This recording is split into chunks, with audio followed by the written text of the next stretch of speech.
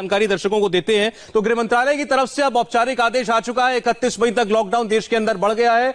31 मई तक देश अभी भी लॉकडाउन के अंदर है। पूरी नियमावली इस वक्त आ चुकी है।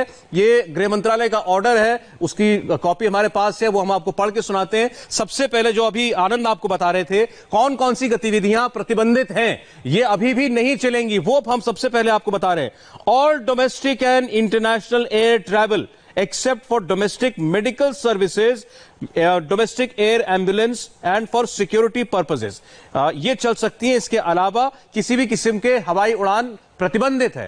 कोई हवाई जहाज नहीं उड़ रहा। पहले खबर आ रही थी कि शायद एयर इंडिया की कोई उड़ानें चल सकती है, तो बड़ा साफ है इसमें all domestic and international air travel is prohibited, नहीं चल रहा है। मेट्रो रेल सर्विसेज बंद है, मेट्रो नहीं चलेगी। मेट्रो जितने भी शहरों में मेट्रो सेवाएं अभी भी बंद रहेंगी, यानी पब्लिक ट्रांसपोर्ट में कम से कम मेट्रो को लेकर बड़ा साफ लिखा है कि मेट्रो नहीं चलेंगे। School, colleges, educational training, coaching institutions will remain closed. School, college, university, सभी शैक्षणिक संस्थान, ट्रेनिंग इंस्टीट्यूट, ये सब भी 31 मई तक बंद रहेंगे, जैसा कि 25 मार्च से लगातार होता आ रहा है। ये अभी भी बंद रहेंगे। Only online and distance learning shall continue. जो ऑनलाइन एजुकेशन चल रही है स्कूलों की या कॉलेजों की, केवल वो चल सकती है। Hotel, restaurant and other hospitality services, ये भी बंद है। होटल, रेस्टोरेंट बंद है, except those meant for housing health, police, government officials, health workers, stranded person including tourist and for quarantine facilities. यानी कि जो खाने पीने की जो जगह है, होटल या रेस्टोरेंट, जो कि फंसे हुए लोगों की मदद कर रहे हैं या वो मेडिकल स्टाफ की मदद कर रहे हैं या पुलिस कर्मियों की मदद कर रहे हैं, उनके सिवाय सभी रेस्टोरेंट बंद हैं, सभी किस्म के होटल भी बंद रहेंगे। Cinema hall, shopping mall, gym, swimming pool, entertainment park, theatre, bar, auditorium, assembly hall, ये तमाम चीजें बंद रहेंगी। अगले लॉकडाउन में भी 31 मई तक भी cinema hall, shopping mall, gymnasium, swimming pool, park, theatre, bar, auditorium, assembly hall सब बंद हैं।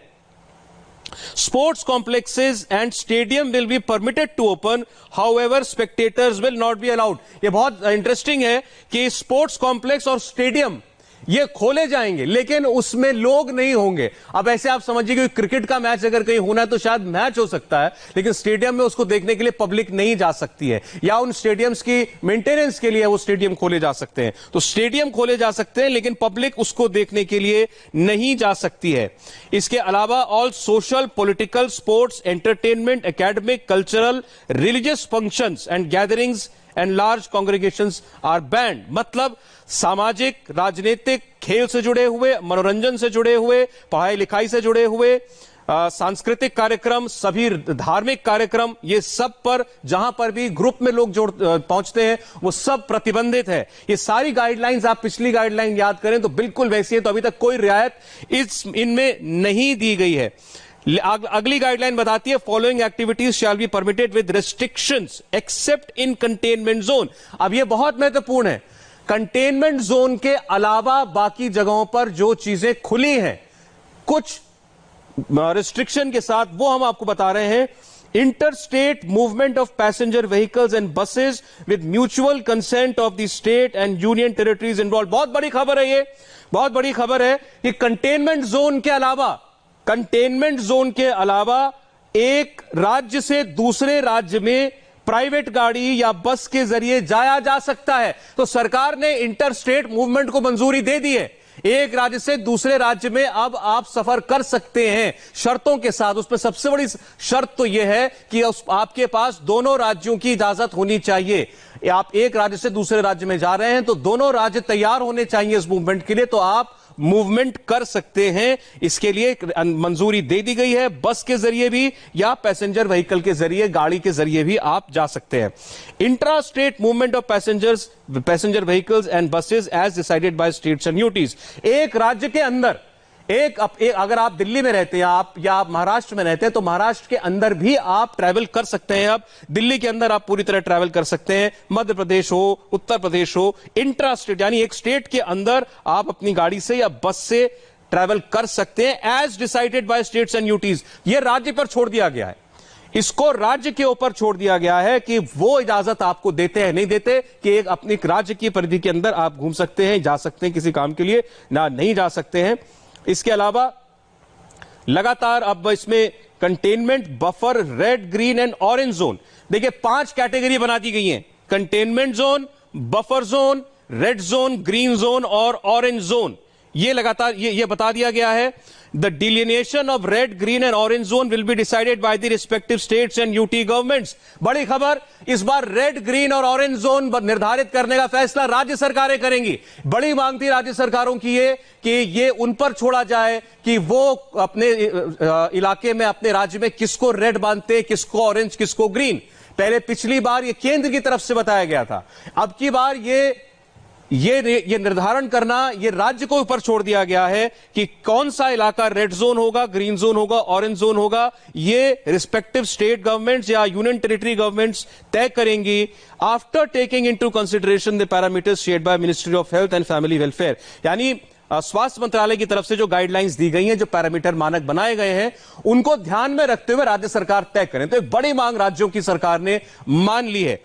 इसके अलावा जो आगे इसमें जो जानकारी दी जा रही है, with in the red and orange zone, containment zone and buffer zone will B demarcated by the district authorities after taking the consideration of guidelines of ministry of health welfare.